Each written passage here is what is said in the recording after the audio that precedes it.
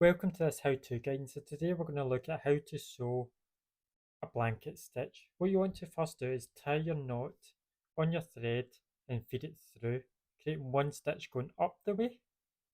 So then that's you dragging your needle up and coming through here. And then what I want you to then do is once you have your thread up and then pull it back through, is then you're going to guide it and push it through. So you can see as so, and then you want to make sure this fabric, this thread is there on it. And this will create the first loop. The first stitch is the hardest stitch to do, and it's how to start it is the hardest. But once you then get a rhythm, you're then pushing it up, guiding it along, keeping the same thickness each time.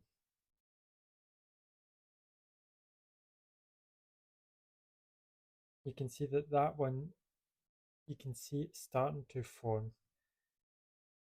a stitch.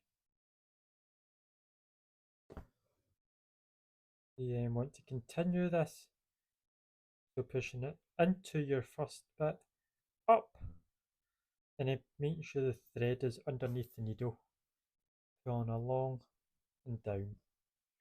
So pushing it up, in, thread behind the needle, push all the way through, pull and through.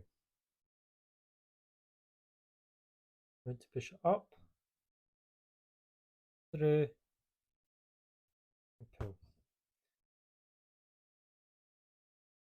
And then to finish it off, I'm just going to then pull it through that way and double stitch it, tie it off. That's me just come back onto the stitch. And that's how you create a blanket stitch. So once you've sewn, you're then going to have your needle going up and through, thread over and pull. And that's when then this starts to create this.